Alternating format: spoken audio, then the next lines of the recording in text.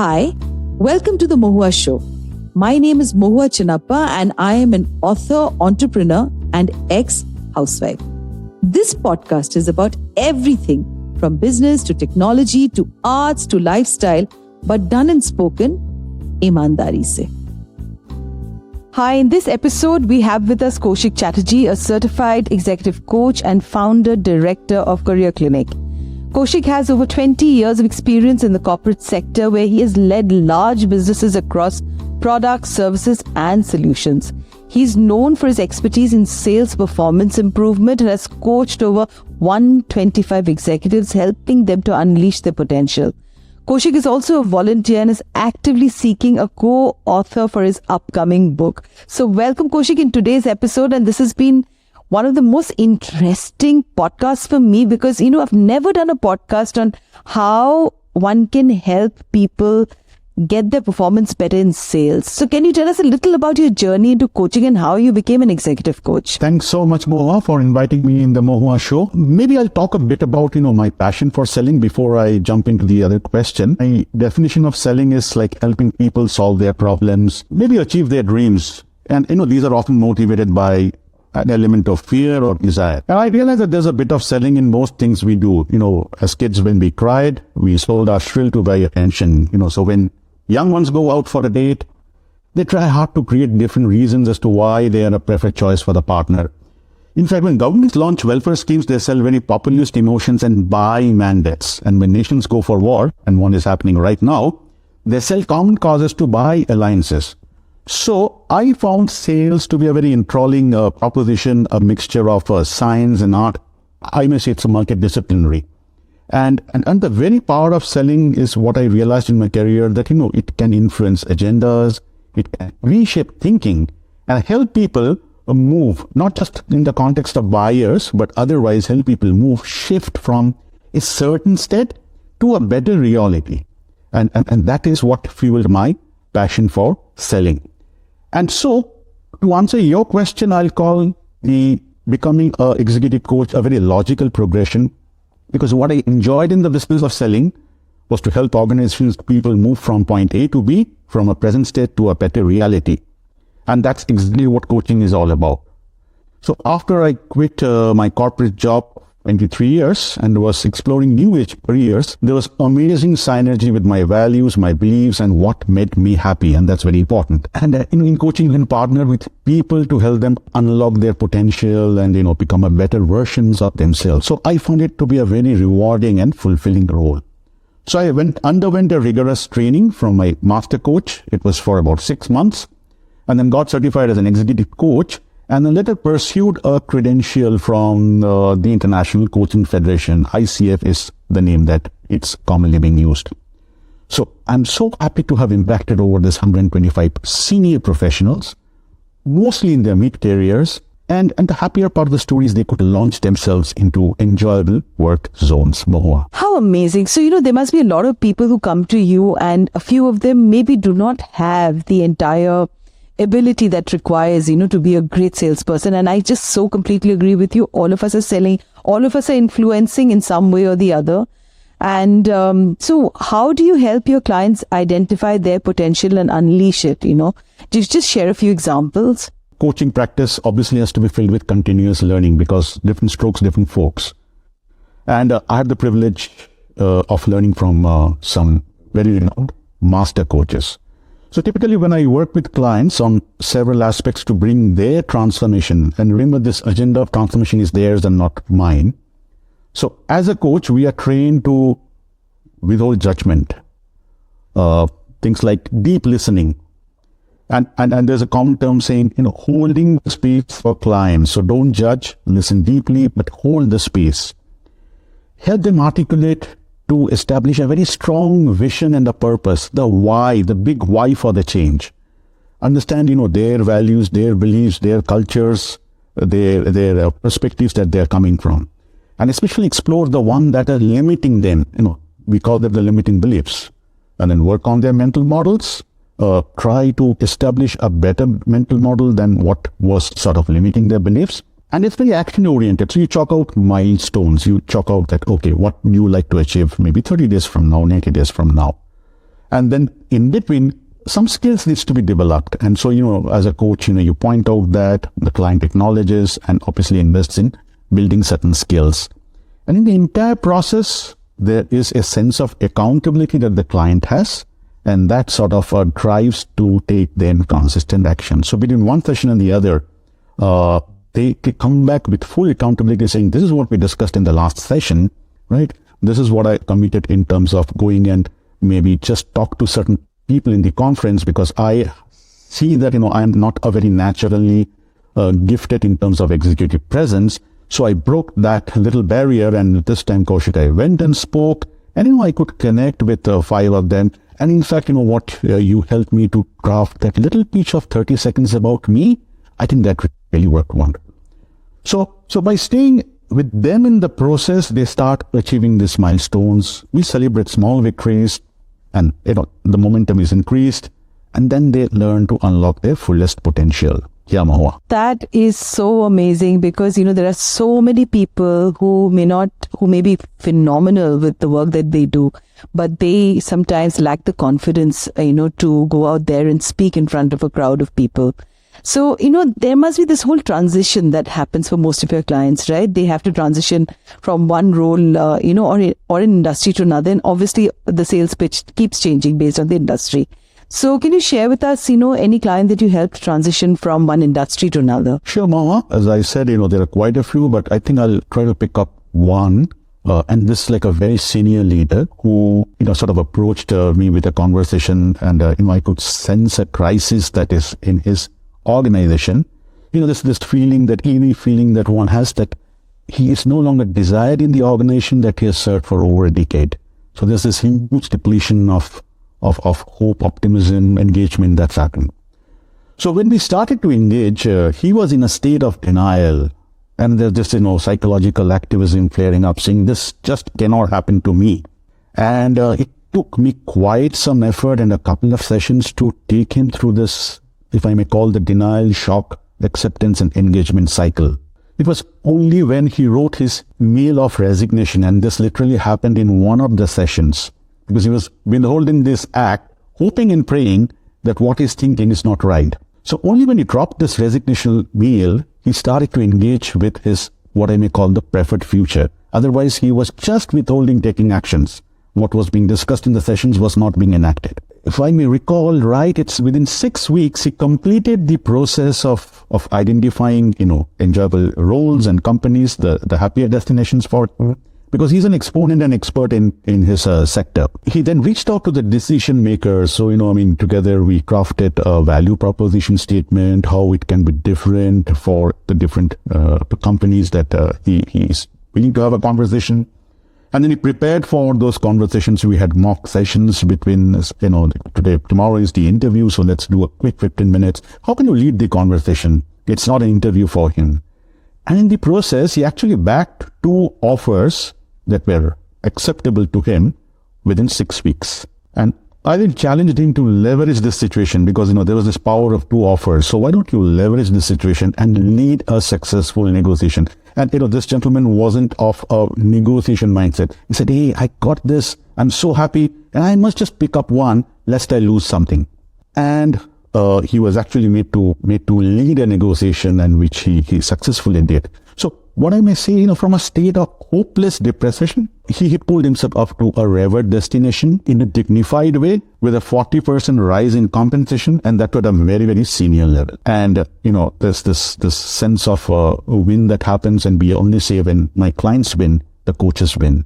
And there was this huge sense of victory for both of us. Oh my God, you've touched my heart when you speak about this, because I've met so many of my friends who are constantly negotiating. They're so worried, and, they don't know, whether they should just put in their papers or whether they should stick on.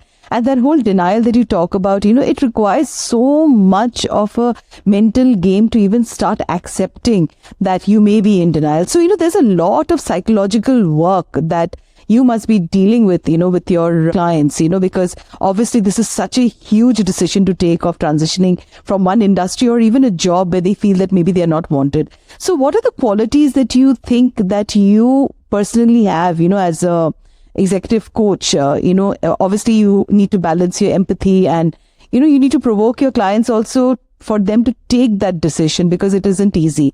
So just share with us a few, ideas as to how do you balance this entire thing? Mohua, you have to take action to change. And I'm sure, you must have gone through this phase as well. And most changes are like, stepping out from the comfort to the courage zone. So from the chill to the dreaded arena. So that's where, as a coach, and I think my background of selling has taught me that you exercise a tricky mix of being an empathetic caregiver, if I may call so, and a provocative challenger. I'll just repeat, balancing empathetic caregiving and provocative challenging. This is what mostly keeps clients on the course. So when they feel that, they are very softly being told onto that, and then suddenly they are given a provocative challenge, they come on the path. And when they come on the path, it's not easy, and so they have a little bit of an wear and tear, emotionally and physically, and then you do a little bit of a caregiving, and they again come back on the path. So if you turn extremes, then there is either awestruck overwhelm or very pampered paralysis, right? And both of this doesn't support change. So being conscious about when do I bring in that little piece of inspiration, when do I bring in that piece of cajoling, when do I bring it a soft notch to a hard notch, I think that senses are built up, and I think I'm getting better at it as I deal more folks around this. Of course, different coaches have different styles, but this has mostly worked between my clients and me. And going back to some of the qualities that you said, that really has brought me onto this, I will talk about a bit of, what as a sales training aspect, something that I also do is, what I realized is, when you train, you give somebody, you impart skills, right? So for example, in sales, we do some workshops and, we teach people how to create a value proposition for them, how to build, let's say, a quick rapport, how to discover that hidden, unstated, implicit need, maybe the emotional need that the customer is having. How do you communicate the benefit of buying this versus not doing this? So, what we call it, let's demonstrating impact. So things like ability to ask great questions, tell compelling stories, create simple, impactful, visually inspiring presentations.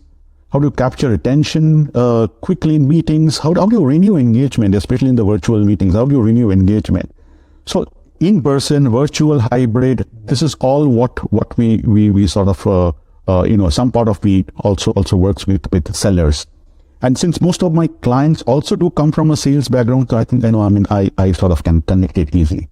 And that's not enough. So where coaching comes into the fore is, it is important to coach further to assure the execution. All of us have attended tons of workshop. It was a nice feeling to be for 2 days, have great mentors, good lunch, and then we are back to work and business is as usual. So what we have realized is reinforcement through coaching is also very key. So one is coaching as a standalone piece and coaching also as a follow-up to a training piece. So that, when reinforcement happens, the skill that has started working for me, it can actually stick and transfer and get embedded in me. Otherwise, as research shows, 85% of learning is forgotten within 90 days of the intervention. So done and dusted. So what do you do with the balance 15%? It's not sufficient enough to make you a shift. Of course, not all the organizations, not all learners are willing to go through this full path. But yeah, this is what the reality is. So Koushik, what inspired you to start this, the career clinic, and of course the kind of services that you offer? It'll really be beneficial for high school and undergraduate students. So tell us a little bit about this. So let me share you a secret, Mohua, and you can share this back with me too, because what I'm stating is what you have also gone through. An entrepreneur's journey is filled up with moments of creative expression around different possibilities. We toy with different ideas. Now that we are a free bird, what could be done and what could be value for certain set of customers. So let me roll back a few years. So my daughter was completing her 12 boards, and I'm like most busy, well-intentioned and responsible Indian parents. So her parents were also pestering her with career ideas. Do this, do that. The ones we felt graced her the most. But she had a different voice. And we found out that most children have different voices. And this is when the idea of helping children to identify and pursue enjoyable, happy careers came up. We wanted to focus on happiness as the core outcome. As different researchers suggested, a very strong correlation of happiness with job success. So if I choose a happy career, I am more likely to be successful in the job that I do later on. So soon we could put together a set of tools around occupational psychology. We scripted the right conversations, the one that we felt at that moment, and we set up a process to help both parents and children especially from class 8, sort of expand their views in the context of modern career options. And finally, offer them a personalized career blueprint. So today, it's a happy moment for us, when we have offered services to over 500 students. The number is not huge, not in millions, but, I think, Career Clinic also has been able to impact at least the lives of 500 plus students who are paid for the services, and there are some hundreds which we did pro bono. These are students typically ranging from 8th standard to a postgraduate student. And how it has helped students is, it has helped them to choose their most enjoyable streams, science, arts, humanities, commerce, choose their appropriate competitive test. Should I do IIT versus a CLAT or an architecture admission? And this is where most of the money from parents are badly invested. You make them get into an institute, they don't like what they are being trained out there, and they retire midterm, and you burn money. It also has helped them to choose best courses and also the right colleges. Right colleges in terms of where the course is available, in terms of the financial ability of parents, in terms of, sometimes certain of the logistical constraints that bind a decision. So all put together screens, which test do I fit in, what is the best course, and the right college. We are soon coming up with integrated services like providing internships, adolescence guidance, and that's a big issue, admission guidance, life skills like public speaking, storytelling, presentation, building those, helping children develop those skills and so on. So we have a vision to be the nation's first holistic career guidance provider, not just say which is good for you, but also prepare you and be available for you till actually help you achieve that. So Mohua, wish us well. Absolutely. I completely wish you well. What does it take for Koushik Chatterjee to be so inspired, and motivated and creative in your coaching and volunteer work? Difficult to say, Mohua. Maybe someday I'll figure out the code. What I can share is I deliberately fuel my energy, allowing my, what you call the body, mind, soul trinity. Creative thinking, gives me immense joy. And I think this is, I've been observing myself, maybe back when in the college also, I sort of, went into the zone of thinking a little differently and, maybe sometimes a little disruptively. Sometimes I got badly bitten for this, but by and large, I think the world has treated me kindly. Socializing with a positive psychology is fun for me. So when I like meeting people with a positive frame of mind of what is possible and possible happily. I always challenge myself with small bits of discomfort. Let me give some examples. Like emceeing in an award ceremony. It happened a month back in one of the coaching conclaves. Moderating a non-typical session. Not my area, not in sales, not in coaching, something else, right? Volunteering as an office bearer. I'm a treasurer to my engineering college piece. I'm whatever marketing and partnership director in the coaching community and all. If you ask me to sing aloud a folk song and preferably Bangla, I will just stand and deliver. I may not be the best singer, neither am I a trained singer, but I will do that. I can script a small satire and so on. So all that I'm saying is I continuously push me into uncomfortable pieces, which I know it has worked for me in the past. And so it pushes me to be in that state of flow, if I may call it. There's a psychological term where, you get immersed in what you were doing, the clock sort of stops working for you, and you are executing in that nice zone. So I have observed that I'm increasing those hours of nice zone execution in more hours of the day than possibly what I did 3-4 years back. Of late, the bug has bitten to be a published author, and I envy you for already achieving that status. And I'm delving a little deeper in the subject of humor in the boardroom. Humor is a very pet, I'm not an exponent, but I do believe in the power of humor. And humor in the boardroom, because I'm going to put some smiles in those seriously intellectual greens that happens inside meeting rooms and boardrooms.